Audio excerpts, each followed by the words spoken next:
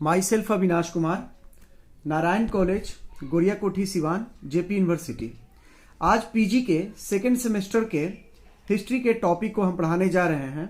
Topic का नाम है गुप्ता एडमिनिस्ट्रेशन एंड पॉलिटी, गुप्त काल की राजनीतिक एवं प्रशासनिक व्यवस्था। इसको हम एक डायग्राम से समझने का प्रयास करेंगे। इस डायग्राम में हमने यहाँ पे मौर्य साम्राज्य लिखा है, यहाँ सातवाहन, कुषाण, और यहाँ पे गुप्ता। सातवाहन और कुषाण के बाद जब ये डिक्लाइन करता है तो गुप्ता साम्राज्य आता है यहाँ पे, और गुप्ता साम्राज्य की क्या क्या विशेषता थे इसको हमने यहाँ पे दिखाया है। मौर्य साम्राज्य के विघटन के बाद हम देखते हैं कि एक वैक्यूम, एक खालीपन आता है यहाँ पे, और उस खालीपन को सातवाहन जो है उस खालीपन को सातवाहन एवं कुषाणों ने भरा। दोनों शक्तियों ने रोमन साम्राज्य से चले व्यापार के बल पर आर्थिक प्रगति प्राप्त की। ये दोनों जो है इनका रोमन साम्राज्य से, सपोज कीजिए कि ये रोमन साम्राज्य से इनका व्यापार चलता था जो कि भारत के बाहर था, तो वहां से जो व्यापार चलता था तो कुषाणों के लिए और सातवाहन दोनों के लिए ये फायदेमंद था। तो उससे जो फायदा हुआ उससे आर्थिक प्रगति की, और आर्थिक प्रगति ही राजनीतिक बल प्रदान करता है और उससे आर्थिक स्थिरता आई।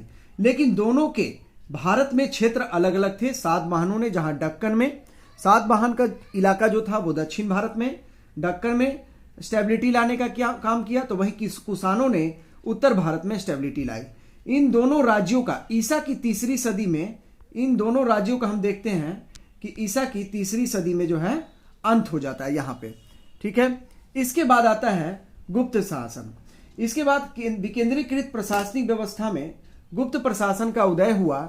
यह मौर्य साम्राज्य की तरह उतना इसका भौगोलिक विस्तार उतना तो नहीं है और ना ही उसके जैसी प्रशासनिक व्यवस्था थी, लेकिन फिर भी लगभग इसने 335 से 455 ईस्वी तक भारत को राजनीतिक एकता सूत्र में बांधे रखा। गुप्त काल में हम देखते हैं कि सामंती व्यवस्था के चिन्ह दिखाई देते हैं और इसके कई उदाहरण हमें देखने को मिलते हैं। जैसे अगर यहाँ पे हम देखते हैं, जैसे इसकी इकोनॉमी एग्रेरियन इकोनॉमी है, भूमि पे दबाव बहुत ज़्यादा है यहाँ पे गुप्ता काल में, एक्सपेंशन ऑफ एग्रीकल्चर लैंड। उसके बाद हम देखते हैं कि सामंती तत्वों में जैसे ऑफिसर्स जो हैं वो मौर्यों से काफ़ी कम है यहाँ पे।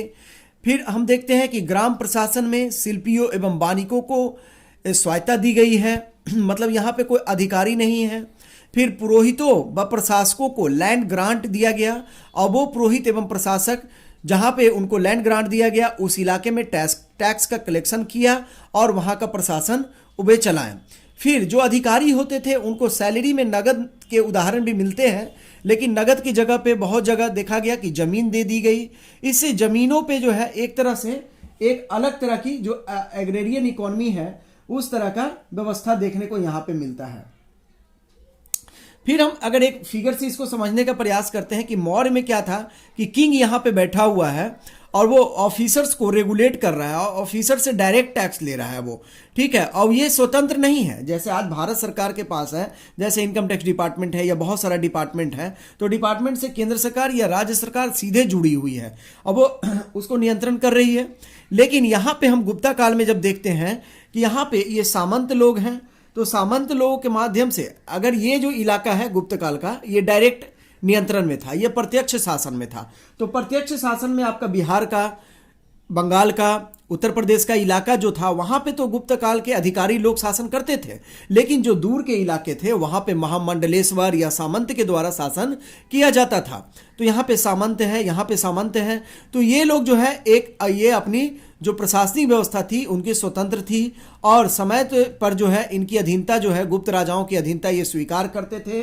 और लेकिन यहाँ पे एक जरूरी बात ये समझाने वाली बात है कि राजा यानी गुप्त राजा जब तक मजबूत थे तब तक तो वो सामंतों को रेगुलेट बहुत अच्छे तरीके से कर लेते थे, लेकिन जैसे ही वे कमजोर होते थे ये अपनी स्वतंत्रता को घोषित कर देते थे।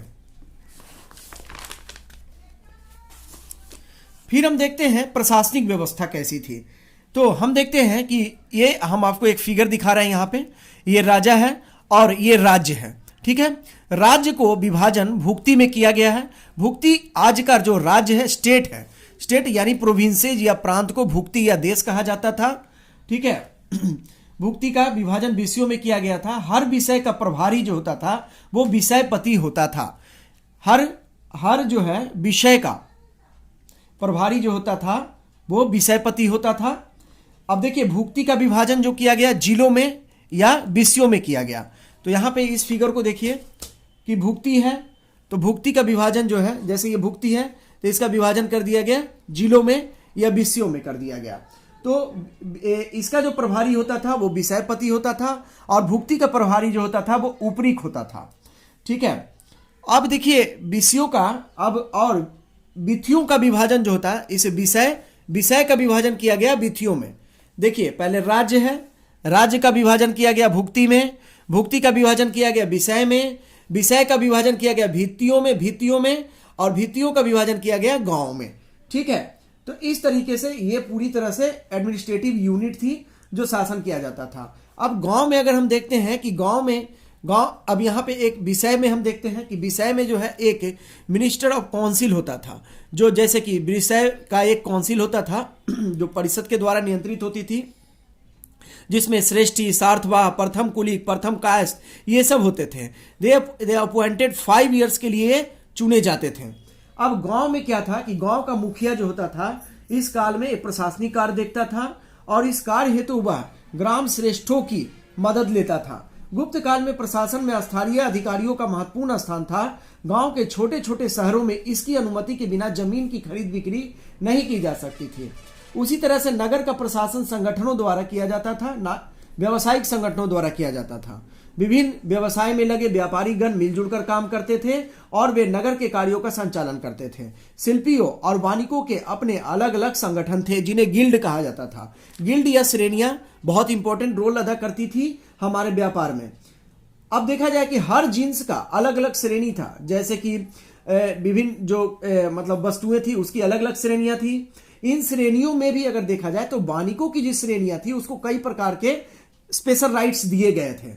ये श्रेणियां अपने सदस्यों के एडमिनिस्ट्रेटिव कार्य को देखती थी, उसके नियम कानून, उसके परंपरा इत्यादि को रेगुलेट करती थी, विनियमन करती थी और परंपरा को उल्लंघन करने वालों को सजा देने का हक था। इस तरह का क्वेश्चन एक बार यूपीएससी में भी पूछा गया था कि गिल्ड्स क्या अपने अधिकारी मतलब जो अपने लोग थे उसका रेगुलेशन करती थी, गिल्ड्स को क्या सजा देने का अधिकार था?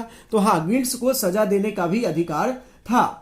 सारांश में अब ये टोटल कहा जा सकता है यहाँ पे कि जो यहाँ पे कह सकते हैं कि उपयुक्त प्रशासन जो है गुप्त काल में कोर एरिया यानी प्रत्यक्ष भौगोलिक क्षेत्र में ही लागू था। इस तरह की जो हम बातें कर रहे हैं कोर एरिया उसको कहते हैं। जैसे ये राजा है यहाँ पे, तो ये राजा का जो एरिया डायरेक्ट एरिया था वो कोर एरिया कहलाएगा, ये कहलाएगा कोर एरिया। कोर एरिया में कहा था जो प्रत्यक्ष नियंत्रण में था। प्रत्यक्ष नियंत्रण में जैसे बिहार, उत्तर प्रदेश और बंगाल का इलाका जो था वो प्रत्यक्ष नियंत्रण में था गुप्त राजाओं के काल में, तो ये कहलाएगा कोर एरिया। तो यहाँ पे तो डायरेक्ट इस तरह के जो अधिकारी थे जैसे श्रेष्ठी, सार्थवा, तो ये सब ऑफिसर्स के द्वारा ये सब मेंटेन किया जाता था। लेकिन जो दूर की इकाई थी तो वहाँ पे जो है वहाँ पे शासन जो चलाया जाता था, जैसे कि रिमोट इलाका में यहाँ पे कोई सामंत है तो इस तरह के इलाके में सामंतों या महामंडलेश्वरों के द्वारा प्रशासन किया जाता था।